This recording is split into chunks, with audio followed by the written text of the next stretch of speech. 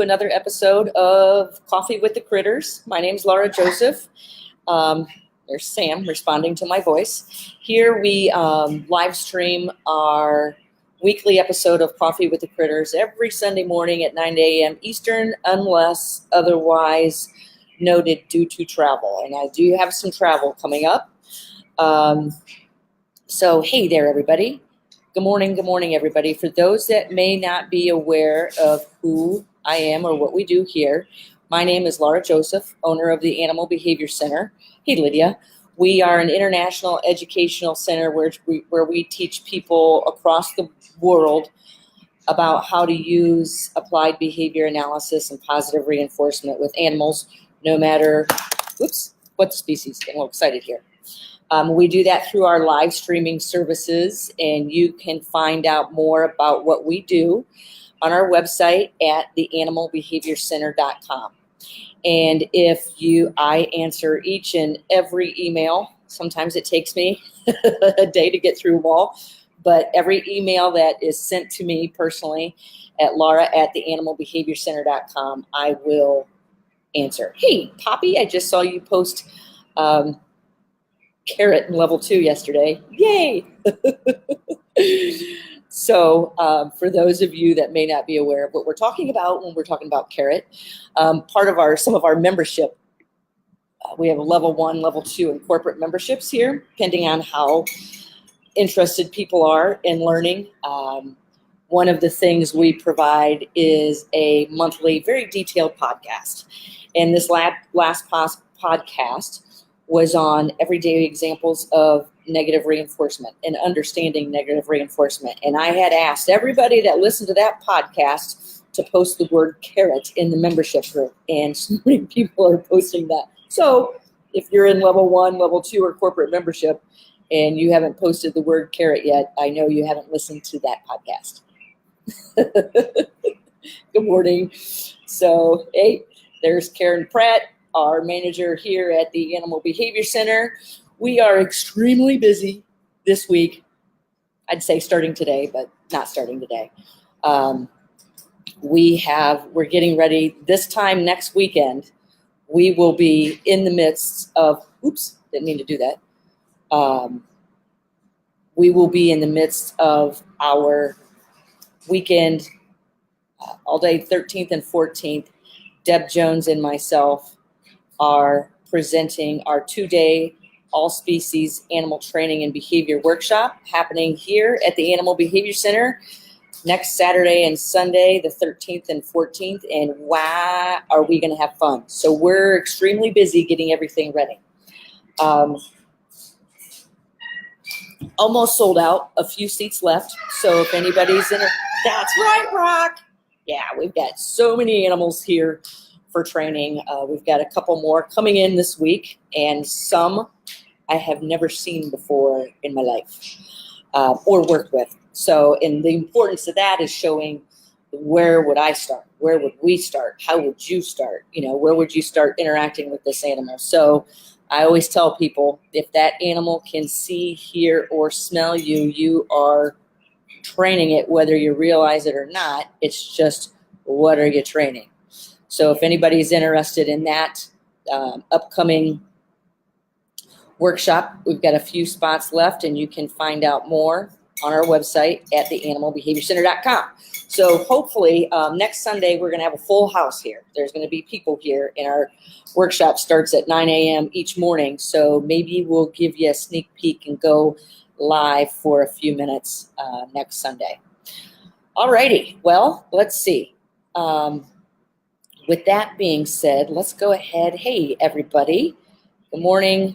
Julie's doing tea with the critters this morning. Oh, okay. Hey, Shelly, I'll see you next weekend. Jennifer, I'll see you next weekend. So many people coming next weekend. Yes. Good morning, everybody. So I was trying to figure out what to talk about. We try to keep our topics varied. We do bring you on Coffee with the Critters a live stream interview with usually an animal expert in the community. We do another one on Behavior Spotlight. We do another one on enrichment. We'll pick a certain topic. We'll have Q&As, Did I already say enrichment? Because that's what today is. Happy Sunday. Yeah. So enrichment is, I define it as an arousal of the senses. But it's things or opportunities you provide to animals to interact and learn from their environment. They're mentally and physically stimulating. We were just talking about this in the Parrot Project over the weekend, and somebody said, why don't you bring this up? Because it was a hot topic, and it doesn't pertain to just parrots. Tickle Rock. Good morning, Lisa. So somebody said, why don't you bring up how I introduce animals to foraging. Foraging is a type of enrichment. It is getting the animal searching for their food. We do it here on a daily basis, and I have some photos. We'll do some live stream. I'll do some demonstrations with some of the dogs today, and I have some photos in here for some animals that I can't bring into this room because of the intermixing of the species. That I show you what we do. So I teach animals. Hey, Laura, I'll see you on Wednesday. I teach when I first get introduced to an animal. I teach every animal as its own individual, because even though I may have worked with that species before, I have not worked with that individual animal before. So if just because I've worked with bulldogs or umbrella cockatoos does not mean my approach is the same with each one. I may say, hey, this worked with another bulldog I worked with. Let's try it and see if it works. But I don't count on it. And I know Deb Jones is, that's right, Rock. I know Deb Jones is coming out with a blog post today on this topic of training across the board or working with animals across the board. Drinking out of my Key West cup in honor of Nancy Forrester. Hey, Robin says foraging can be so beneficial, help decrease unwanted behavior. Hey, Chanel, good to see you on here. I'm glad you made it. So we have several people in here that are in our memberships and our projects. Anyways, one of the first, something I wanted to say, just because I worked with a particular species doesn't mean there's no cookie cutter approach to the same species. I heard this explained in a podcast a while ago, and I was like, that is a beautiful analogy, okay? Talking about a teacher working with children. And it said, just because I had Sarah in my 4th grade class doesn't mean that whatever I do with this Sarah is going to work with all the rest of the Sarahs that I have in my class. And I was just like, wow, that's a great analogy. And I do the same here. I really enjoy working with animals of different species. And a lot of times I like to go in not knowing, because a lot of times when I ask people, tell me what you think about this species, they'll give me all this kind of history. And a lot of it is thoughts and assumptions versus actually reading and understanding that animal's individual behavior. See you guys talking amongst yourself. So one of the first things I do with any animal, and I'll turn this around and show you who's starting to master their foraging, that's just been here a month and cannot see. One of the first things I do with any animal is just observe. I watch from a distance and I observe. The latest animal we brought in here was Sam, the blind parrot. The next one we're going to be bringing in is going to be Wiley, the opossum. And I've never worked with an opossum before. Hi. Hang on. Got to reinforce that cute behavior of my co-host Rico. Hello.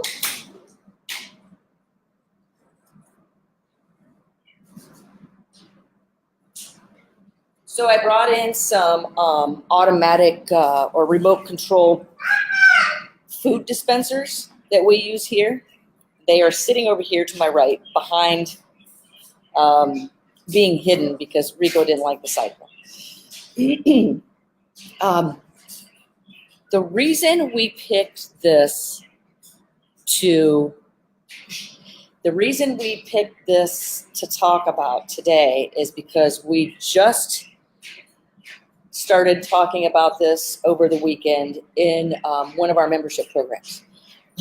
Somebody commented, and I get this all the time.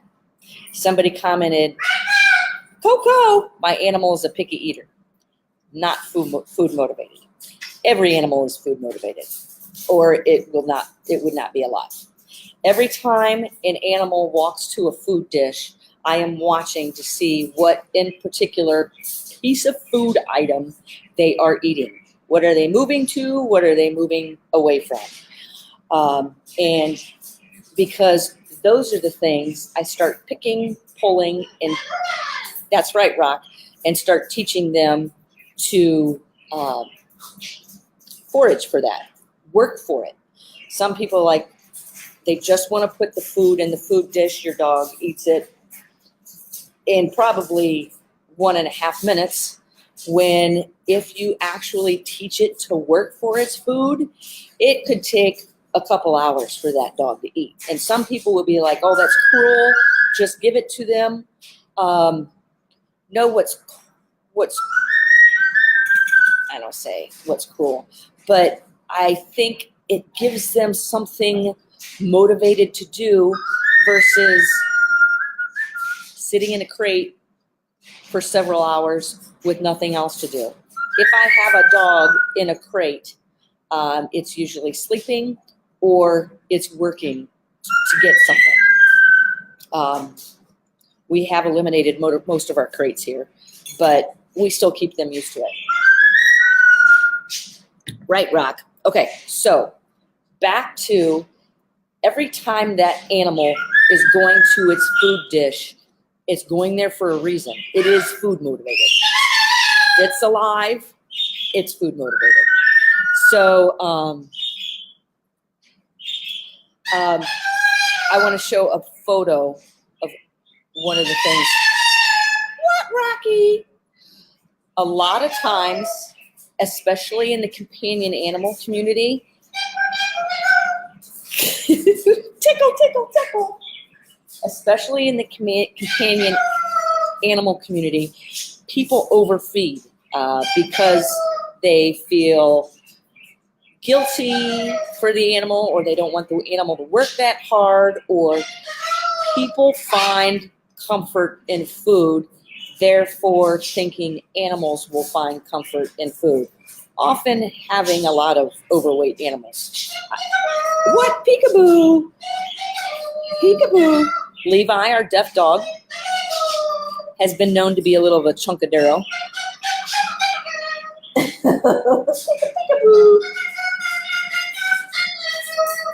Somebody's on a roll. Anyways, yeah, I'm trying to read some of your, one of the reasons, yeah, Adrian says one of the reasons I feed raw is to her dogs is because they have to work at eating it. And we feed a wide variety of food. 2 of our 3 dogs are on raw, 1 is not. But I'll just give you some examples. But the other day, somebody said, and this is what I do, Saturdays, I'm here all day by myself. I like it like that because I am getting numerous different animals out, and I am just working with them all day long. Let me tell you this. Yesterday, okay, so a lot of people feed animals breakfast around 8 or 9 a.m. Do you know what I fed yesterday? I didn't feed any breakfast at 8 or 9 a.m. All dishes went in the sink and were washed. And especially in the parrot cages behind me, everybody got water dishes. A food bowl did not go into any cage until yesterday at 4 p.m. Were the birds eating? Yes, they were foraging for it. And Somebody's foraging right now. I don't know if you can see. Here we are working on SAM, foraging for his food. I don't know if you can see this. Constantly increasing complexity. Is that too far away to see? He's right there. Can you hear? He's foraging. Because guess what? It's not in his dish. He is now foraging for his main source of daily nutrition. It's not a treat. It's his actual food. And guess where it's not? He will no longer find that in his food dish. He's working for it. There's a webinar I give called Work is Not a Four-Letter Word. And pay attention to our website at theanimalbehaviorcenter.com. We are actively working on a bunch of webinars, which you're going to see popping up in November. We are going to be live streaming them. If you are a member of the Parrot Project, the Pig Project, Level 1, Level 2, some of those all live streamed webinars, Parrot related, are free to Parrot Project members. If you're Level 2, every single webinar I give is free. The live stream webinars. Level 1, all behavior related webinars, live streamed, are free. We're going to probably get started on identifying reinforcers and understanding reinforcement. But anyways, could you guys see what Sam was doing? Okay, so let's start. We're going to do some live stream examples of teaching your dogs to forage. We teach everything here to forage for several different reasons. Studies show that if you're actually using positive reinforcement training, it's the animal's preferred form of enrichment. Fabulous. I don't need a study to show me that because I live it. I see it every single day. But here is, you have an animal that you're working with that is over-bonded to you. You need, if you are always paired with the positive reinforcer, and if an animal has separation anxiety, Rocky came to us with separation anxiety several years ago, about 12 years ago. If you're always paired with the delivery of the positive reinforcer, it doesn't do anything to help you as far as separation anxiety. That's where the foraging comes in. The animal's positive reinforcers in the form of food are now delivered from something on an intermittent schedule of reinforcement that is not associated with you. Good morning. Happy Canada Day, Sylvia. I will see you next weekend. We are always looking for new speakers. Are you ever in Chicago? Jennifer, I think you're talking to me. Yes, actually, I'll be in Chicago, hopefully very soon. And hopefully presenting. So SAM is still going to town. And anyways, let me start with some photos. This is the one that I posted in the Parrot Project the other day. But no matter, even though I'm talking about bird, keep your mind open to whatever animal. Even if you're working in a zoo, we did this with Pocahontas, the African crested porcupine. I wanted him foraging for his food immediately. And then I start training them for their food. That's what I did here yesterday. No food dishes went in cages until 4 p.m. All right? What I do here, and even with the dogs when they're out here, is I'll go around, ask a behavior. Go to your station. Good. Peapod. Coco, touch your target. Good. You know, I can deliver some type of food in a foraging device for him. So they're working for it. And then I just did that several times throughout the day, walking around, asking different animals, including Willie, Nature's Nursery's education turkey vulture. I have some photos of her. If you're actually using positive reinforcement training, it's the animal's preferred form of enrichment.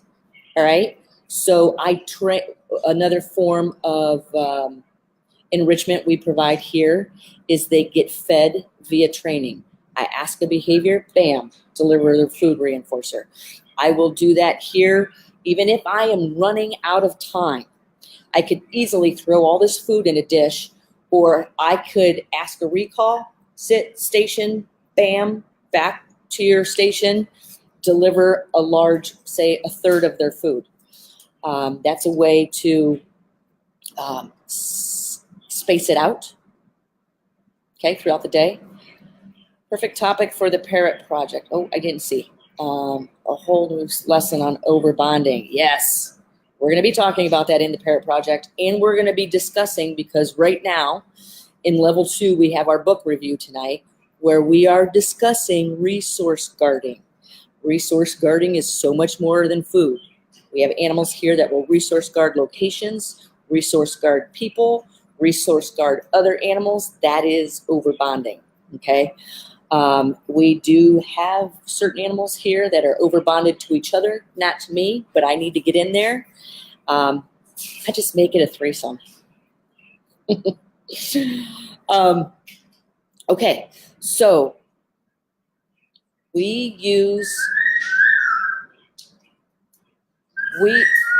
thanks, Rock.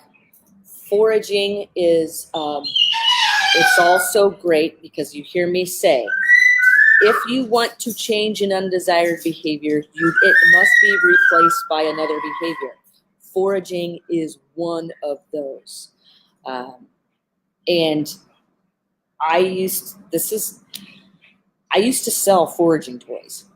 That's how I put myself back through school when I decided I wanted to go back to school and take master's classes in applied behavior analysis. And that's how I did it, was through those foraging toys. 3 things we do with our foraging toys. There's a talk I give on this called the 3 C's, and we will be talking about this next weekend. Choice, control, complexities. Studies show that with predictability comes boredom.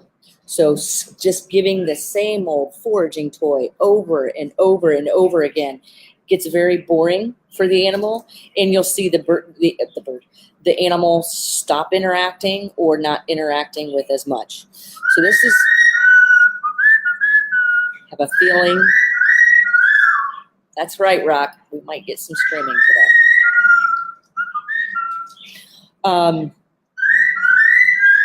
So I'm going to show this picture, and this is the picture. When I first get an animal, I watch all the food they're eating. What are they eating first? What do they prefer? Because those are the things that's going to start coming out of the dish. And I'm going to show this about a bird, and then I'm going to show you some introductory foraging for a dog. All right. So this is the photo I posted the other day when somebody said that their animal wasn't food motivated and was a very picky eater. I'm a very picky eater. I will work for my food. So I looked at this photo and I said, this is what comes out. Do we give food dishes? Yes, we will. But what's usually in them after we get them starting to forage is things like that they don't prefer. This is SAM. I say that because he'll respond. Ooh, he's foraging for another toy. First time. Oh, he just stopped. Okay. Anyways, I'll show that toy here in a minute.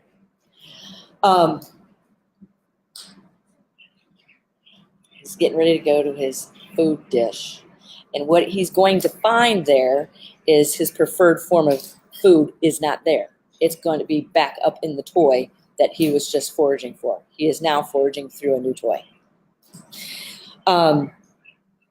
So I'm looking in here, and I was just like, okay, this is what I'll look for. This is what the parrots the next morning. I come in and I look, and I'm like, what isn't eaten? All right. So these are items that is showing me that Sam currently does not prefer. That would be Cheerios and pellets. All right. So there's a wide variety of food we give them.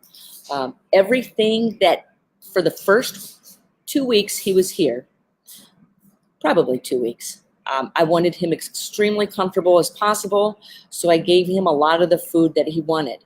But I noticed that he preferred snap peas. And actually, I thought they were walnuts, but they're not. But they're pecans, okay? There's a reason this bag of pecans is sitting beside me, because guess where it's not? In his cage.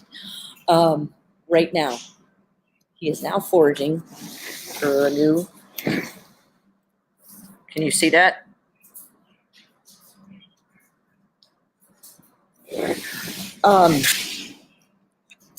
So he really preferred snap peas. Those came out of his dish immediately. And there's even a note on the fridge, snap peas to be handed to birds. Never in a food dish. So every time I approached, I would give him a snap pea. That's why he's so attracted to my voice. That's how people could say he trusts you. I hope he does, but his behavior shows that he does is because right from the get-go, I paired myself with his favorite food reinforcers, the pecans. Those never went in his dish. I started handing those to him from the very first day that I had him when I was still traveling across Pennsylvania. Okay, so anyways,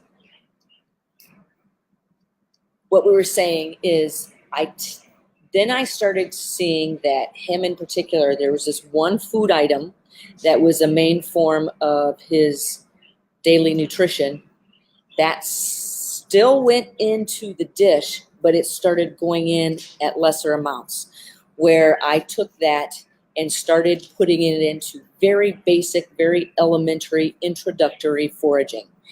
And then the more he started foraging from that basic toy, the less and less went in the food dish, all right? And like I said, with predictability comes boredom. I need to keep that changing. Sam is blind, fully flighted. He does come out of his cage. I want him wandering around more of inside his cage. And those of you in the Parrot Project are getting ready to see how I do that this coming week. But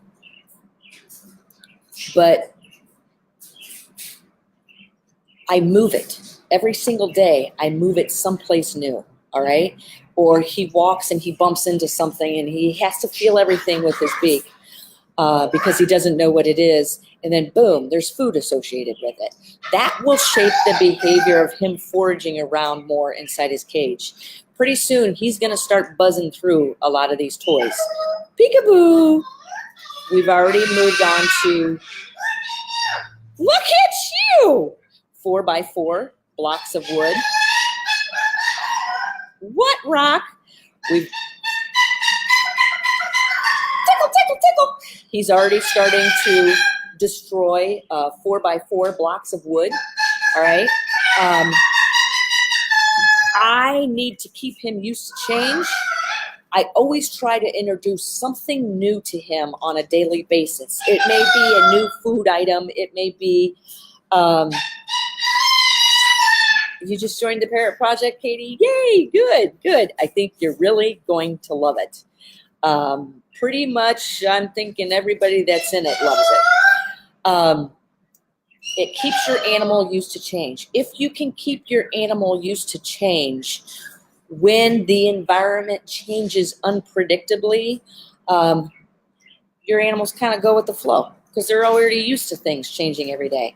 It's the animals that are on routines, on a routine schedule, and not used to change are the ones that will be the most stressed when life hands you a change. Because believe me, it'll happen, all right? We need, Chanel's in the Parrot Project too. A lot of people on here are in the Parrot Project. Shelly's in there. I like it because it keeps them used to change. That's why I don't feed breakfast here at 10 a.m. The volunteers come in at 10 a.m. I don't feed at 10 a.m. I feed whenever I'm training. These animals are always all seeing me and hearing me, listening to me. Listen to Chucklehead back there. So I'm always training, okay? We don't do routines here because when routines are broken, stress comes out. Most of the animals we have here, not all of them, most of them have come from a shelter, all right? So there's a history of reinforcement. There's a history of desired and undesired reinforcement there. So there's behavior issues that we have changed through training, through foraging, that we try to keep them from rearing their ugly heads again, those behavior issues. Foraging also provides a sense of control in an environment where they may not have as much control. If your dog's in a crate, if your bird's in a cage, if it's in your house, they don't have as much control. So foraging helps provide choice, which empowers the animal, control, a sense of control over their environment, which empowers the animal, and complexity, which that's why we're constantly shaping, making the foraging harder and harder. Here comes the scream I was talking about. And we do that because studies also show that animals prefer enrichment that changes shape, okay? And that they can manipulate. We do have some toys here that don't change shape, like PVC, acrylic, stuff like that, but they probably are 5 to 10% of our foraging devices. Almost every single toy you see in every cage here is foraging. All right, so let me show. I've got a very messy floor, all right, because I was here trimming toys. Let me show you some basics where I start with, let's just say the dogs, right? Any dog. And today I have out here our deaf dog, Levi, our deaf dog, Levi. Whoa, did you hear that big thump? That was somebody foraging from his cage. And I've got Quincy, all right? Snow is in the house. She comes out here for coffee with the critters on certain days.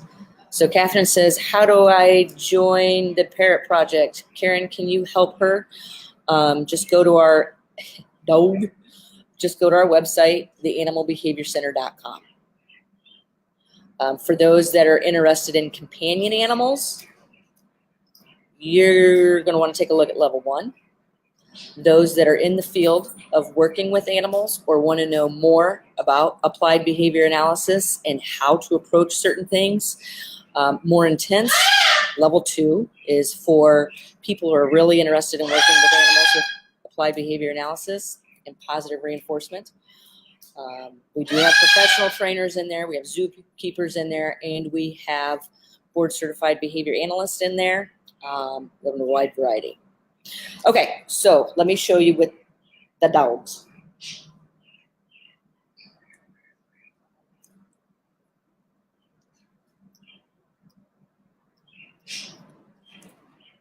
Okay, just got a head perked up when he saw this.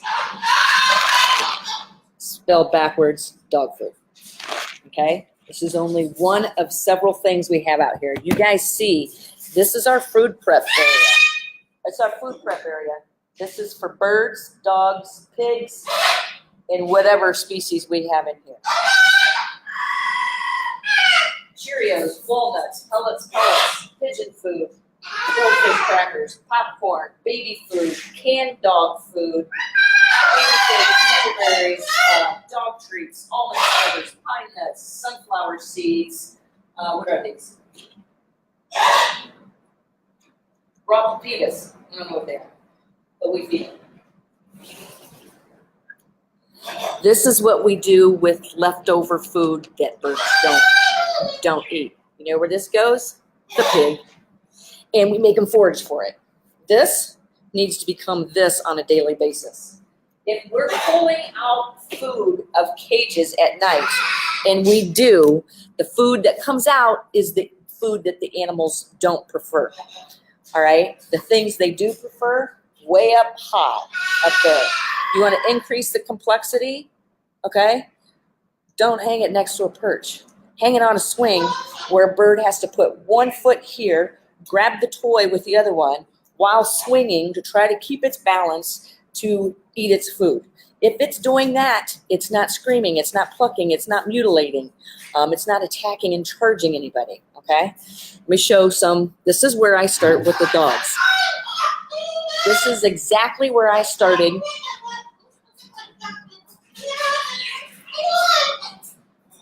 Who told you that? Rocky, that is crazy. When you tend to talk to him like you're having a conversation with him, he keeps going. That gets pretty funny. This is what I did with Snow when I was in a hotel room with her. No, geez, oh Pete's, in Charleston, West Virginia. Okay, on our way back. Snow is our deaf and blind dog.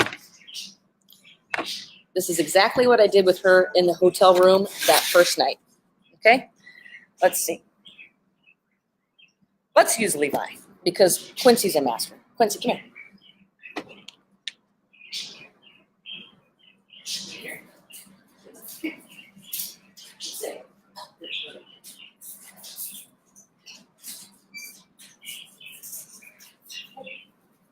Okay.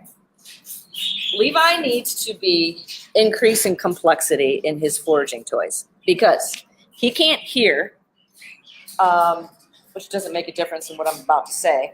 But what he does is he lets Quincy do the work, and then he lets Quincy do the work, and he just eats it all. Okay? So this is, all I did was take a handful of kibble, one piece on the floor, and then this is what I do to get him used to, because this is what I want him doing. I want to make it very easy.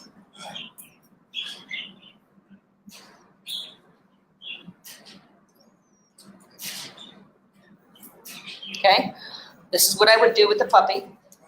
Make it very easy. So he can't hear that. He can't hear that that just hit the floor. Okay, and then I'll start. So if he's not looking at this treat, he can't tell that it's dropped to the floor. So he doesn't see that one. So then I just slowly get him searching. Quincy's like, why am I not out there?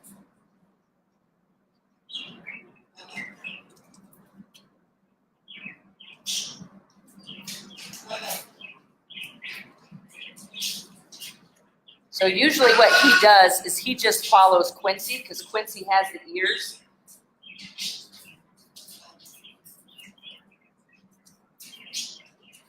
Then I'll show you. All right, we have some behavior concerns here happening. Okay, and I'm using foraging and training to change it. Coco is our 30-year umbrella cockatoo that we brought in from a zoo. Coco likes to go to the bottom of the cage. Nesting behaviors, which we're also working on in the parrot project. Get those parrots off the ground if they're not foraging. Coco goes to the ground. Snow, our deaf and blind dog, feels that Coco is down on the ground, and Snow will start lunging and barking at Coco. Coco could do some serious damage to Snow, all right? Snow stays just far enough away, but it's that wing flap is the reinforcer. Snow can feel that, and she starts to, she doesn't lunge, she stays away, but she barks, all right? Coco is here for a reason, all right? Coco can do some serious damage to people very fast, and one of the things we're trying to change is a lunge. And what is Snow reinforcing? The behavior we're trying to change. So we keep Coco off the floor and we keep Snow busy. I'm going to switch dogs and show you one of the things we do here now. What?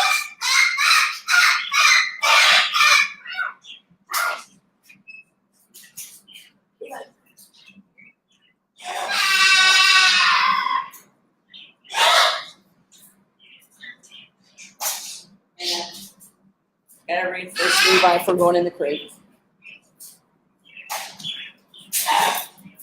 Okay. So as the animal becomes more advanced in foraging, right now we're talking about dogs, this is what we do.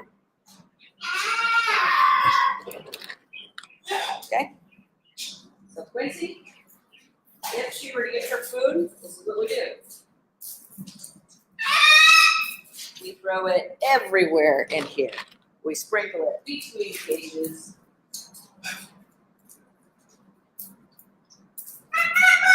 To keep her busy. And why Levi is in his crate, this is what I usually do with anything that's in this crate. Usually what's in this crate is whatever's here for the food. Go fish. Okay, that's very basic, very introductory, but look at what Levi's doing. Now he's foraging all over through the crate, and he has to forage underneath the bed. That gives him something else to do while he's in there. I want to show you some photos real quick, and pay attention to what you guys are talking about. Gets most of his food as an enrichment toy. Awesome, Laura. Okay. So, all right, here's some photos I took yesterday.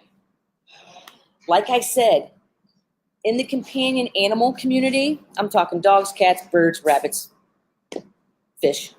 Train your fish. They'll thank you for it. If you've never trained a fish, they're one of my favorite animals to train. Wow, what a relationship that can create. Yes. Okay, yesterday, the longer I didn't put food, everybody here knows how to forage, all right? Rico kept coming to his perch, hey, hey, hey. I'm like, hey, go forage, you know? The more I just kept walking by his cage, the more I saw him up there foraging, all right? The more I walked by Murray's cage, Murray is our 14-year-old green-winged macaw. I should have taken a wider photo of this because this is an old foraging toy that has been pretty much destroyed. We bore holes in wood and then we put food in it and then we pound items on top of it. Murray has, I think, hyacinth macaw, their beak pressure is 300 pounds per square inch. Green wings are the second largest parrot. Hyacinths are the first. So they don't have as much power, but I bet it's pretty close. Anyways, what we do now, instead of throwing these toys away, you can see there's still some spots that they haven't destroyed. What we do is put their food in there, but if I would have taken a wider picture of this, we don't make it easy. Okay, that looks like that could be really easy to get that food out of there. We also take walnuts in the shell and pound them into those large holes, all right? But if I were to back this photo out, what you would see is this is a swing. I don't know if you can see it from here. This is a swing. Their cages are 9 feet wide by 9 feet wide by 10 feet deep by 9 feet tall. And this swing, cockatoo, hangs from a chain that is about 3 feet long. Okay, so it's hanging from the top of the cage about 3 feet long. In the center of the cage, there is no perch around, all right? So Murray has to either climb across a perch and reach, or he has to climb across the top of the cage, down the PVC pipe, to get to this large swing. Then he's got to stand on this swing, and then he's got to balance himself, which is exactly, let me see if I can get myself out of here for a second, which is exactly what you see him doing. He's balancing on one foot with one foot on the toy while trying to get access to his food. Thanks, Rock. Okay. Let me see what other photos I have in here. I put photos in here. The ones I just showed with the dog, that's where you go to get started, all right? Okay. Oh, there's Sam. Let me see if I can get him on here by himself. All right. Same thing with Sam. I set Sam up where he had to run into this.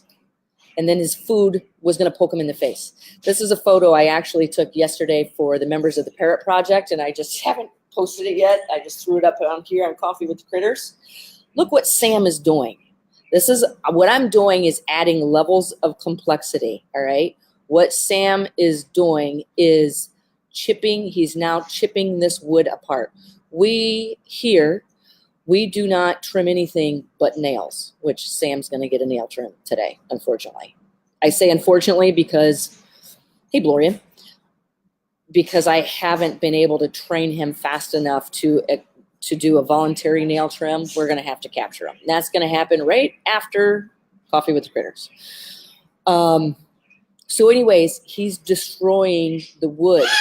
He's now searching for wood blocks. And this wooden block is going to start moving around his cage.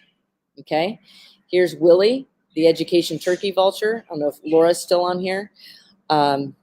She is the director of operations out at Nature's Nursery. Here's Willie, the education turkey vulture from Nature's Nursery. I feed her right now because it's migration season. I feed her 3 times a day. And she gets all of her food on the glove. So that glove is a conditioned reinforcer. I am training her for all of her food. And you know what, guys?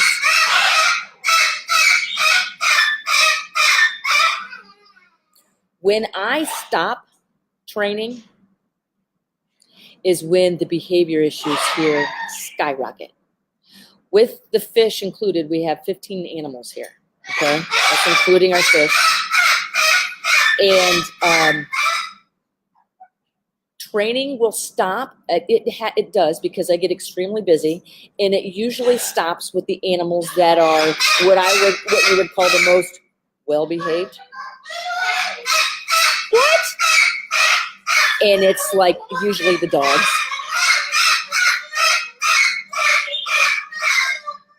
What is that, Rock? Usually the dogs. Yes, Shelly, then there's no waste. If you're training the animals for their food, there is no waste, okay? With 15 animals, the food bill here can get really high really fast. I would rather take over somebody's mortgage. So Willie's behavior issues started to skyrocket because we're like, just let her fly, right? Well, she did after people. That's why Willie's here for training. So we've bumped up her training. Ring-a-ling-a-ling, you can ring my bell. Let me get myself off here because I want to show some cool photos. So we train her for all her food. Here she is incoming yesterday. So, that glove is a very strong conditioned reinforcer. I do have her food in it, and people may think I'm luring her. The reason I have the food in it is because there's a behavior concern that happens that needs training. We did have it, and I lost it because I stopped training. But vultures are nature's natural resource guarders, all right? I call her to the glove. If I do not train her, and I do train her for this, but I haven't lately, then I take that food and throw it in there, she will attack the hand that's delivering the food. So if I were to walk out there right now and just put a glove on and go like this, she would be on it. But what I'm doing is training her for all of her food, okay? And I do that a couple of times a day. I could do that for one whole chunk of food, or if I want to train her to go into a crate, which we do, I cut that food item in my hand into probably about 20 different pieces so we can get the repetitions. All right. Here is, oops, just added myself back in. Here is that extra food item that may not look like much, but this is Sam. We do put food in paper cone cups, and that's as beginning, very basic introduction to foraging. That's the one I was saying this morning. He's starting to forage through something new. Okay, make it super easy. A couple of reasons for fallout for foraging is, bingo. Okay. I have not met one animal that will not forage for its food, or that I haven't been able to taught to forage for its food. In the wild, animals are foraging for their food. All right. Their parents are teaching the young how to forage for their food, setting them up for success, unless you're an ostrich. And they just wing it. No pun intended. Just kidding. I don't know. You guys will get that if anybody's worked with an ostrich. Pack. So the parents are teaching the animals to forage for their food. All right. A lot of times in the companion animal community, there's nobody teaching it to forage for its food. Some will do it naturally, or some are just really curious and do it on their own. A lot, I find, don't. Katie, I knew you did that. So I have to shape it, all right? And something else is, I come at this approach, and we were just talking about this in the Parrot Project the other day. I come at this approach totally different with a young animal, with a baby, all right? I'm giving them all their food, but it's coming from my hands, all right? A lot is in their dish because they're growing. They need a lot more than what I'm probably able to keep up with. Laura says, with 5 cats, not sure how to do foraging. I have one that will definitely overeat. Okay. Oh, I forgot to show you guys some of the treat dispensers that we use here. And we do these. I wanted to kind of see if you guys want to see these. Okay. This one I used with RICO. Sees this. Pipsqueak up here. Right there. Sees this. He's going to freak out. All right. I use this. I did use it with the birds, parrots, hence the reason there's a chain on top of it.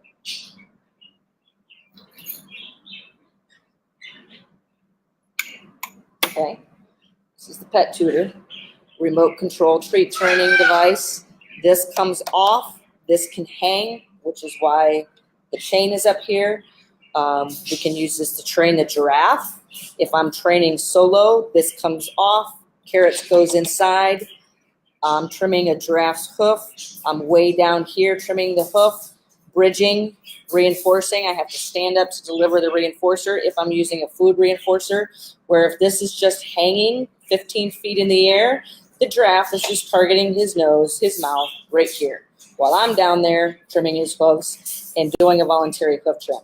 This is kind of dirty because I was just doing a voluntary hoof trim with Milo the mini pig yesterday, getting him ready, looking spiffy for the workshop. We do this with the dogs as well. This dish, the food falls down here. This is called the Pet Tutor. This will cost you about $400. All right. Me, if you ask me if it's worth it, yeah, I use the heck out of this thing. I use it with dogs, pigs, birds. Have yet to use it with a turkey vulture because I'm not sure how I'm going to get mouse pieces out of here. We use this a lot with the zoo animals that come through here.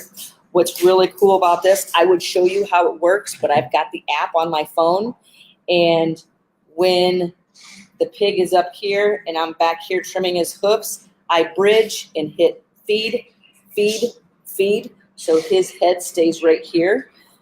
This is beautiful for,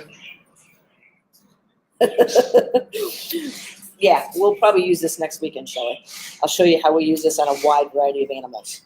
All right, $400 is expensive, and according to what? I mean, I don't know how much you're going to spend to take your dog in to have his nails trimmed all the time. But with us here to use this for nail trims, hoof trims, everything, oh yeah, it pays off. Okay, let me show you another one. And I wanted to actually show you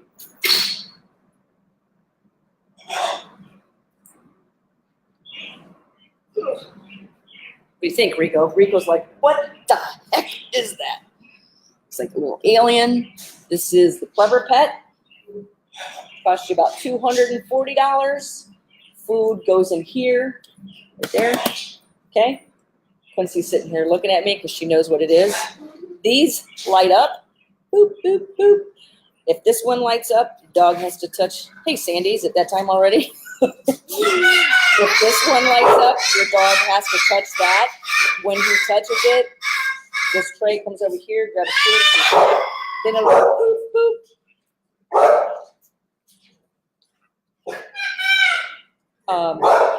Have to touch go ahead, Sandy. Touch accordingly, all right? And then it just comes up with all these different games, and your dog has to keep. We haven't made it that far. The only downside about this one is that I can't show you because the app is on my phone. The downside is the version that I have. I don't know if it's updated, but this is called the Clever Pet. You can get it on. I got it on Amazon for about $240. Downside is it keeps track of the dog in an app on your phone, and it's only customizable to one animal at a time. I was like, man, I need Levi in here, Snow. The birds would probably just disassemble this, but I wanted to show you another one. Quincy's getting excited. She's like, oh yeah. Okay. This is the treat and train. Cost you $100, all right? Quincy's like, can we go? Can we get, she's like patiently waiting. She knows what this is. Has a remote. You fill this with dog food in here. Let's see if it works. Oh, it does. There's Cheerio for you. Here's some more Cheerios for you. Okay, that's my problem with it. $100, but it gets stuck all the time. And you're going to see me get highly frustrated is when this thing gets stuck, because then it'll confuse your animal, and whatever you're trying to train, like a hoof trim, goes down the drain, and you can have a very frustrated animal very fast. Let me see if I can fill this with some dog food, and I want to show you.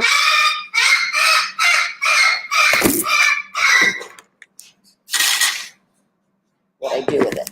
This can be a lot of fun. You can do this with the pet tutor, and it won't get stuck. So, is the pet tutor expensive? No, you know what's expensive? Is when you buy the treat and train and you drop kick it. That's expensive. Okay, let's see if this will work. Why does it keep on going and not stopping?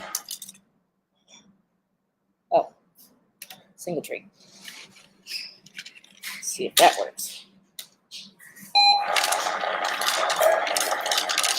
Got to be kidding me. This is why I don't like the treat and train. But let me still give you a real quick example. You want to see a real quick example? I'll show you. Okay. So we've taught Quincy. She's like, we've taught Quincy if she touches this target stick, so this comes out of its base, extends for your pig, your giraffe. See, you're communicating to your dog. Good. So we teach a target. Good.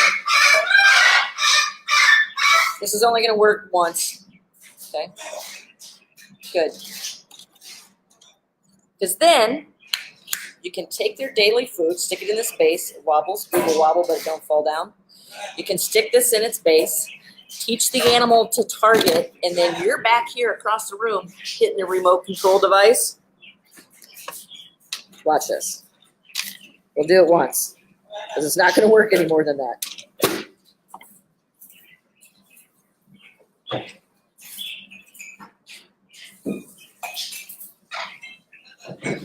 So she knows that she touches this. And you guys, we do all kinds of things like this in our memberships and our projects. Okay? So I want her to touch this.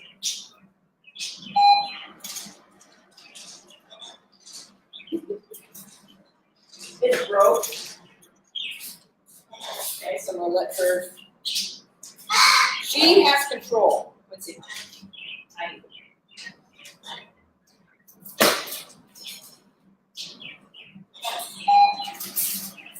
Okay. All I'm doing is hitting the button when she touches the target stick. Gee, it's stuck. And that is why we don't use this anymore. It's affordable. The concept's pretty cool, but you get that with the pet tutor. The pet tutor is awesome. What we do now, okay, so Quincy could eat her food in a matter of a minute and a half. You know what we do is we will take and we'll set the device like right here. Then we'll set the target stick way on the other side of the room.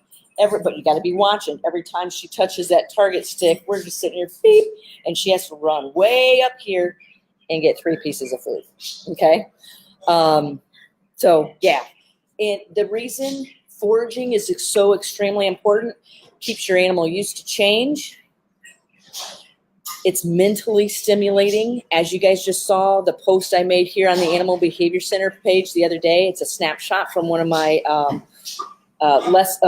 my lectures coming up next weekend about how much energy your brain burns or takes when it's focusing on a task. We teach our animals to forage. You'll see them go rest, all right? Okay, I know we're at the end of this Coffee with the Critters. Don't forget, sign up for our email newsletter. We give away a lot of information, but we try to send it out once every 2 weeks. Right here on the Animal Behavior Center's Facebook page, if you look to the left, it'll say join our email newsletter list.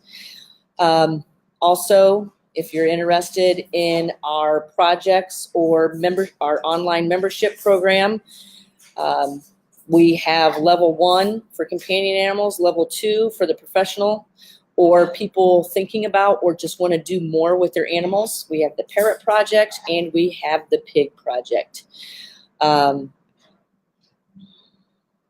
And then don't forget, there's still a couple spots available. Next weekend's workshop, myself and Dr. Deb Jones, psychologist and professor. Well, she used to be. She just retired. Now I have her here with me for 2 days next week in our all-species animal training and behavior workshop.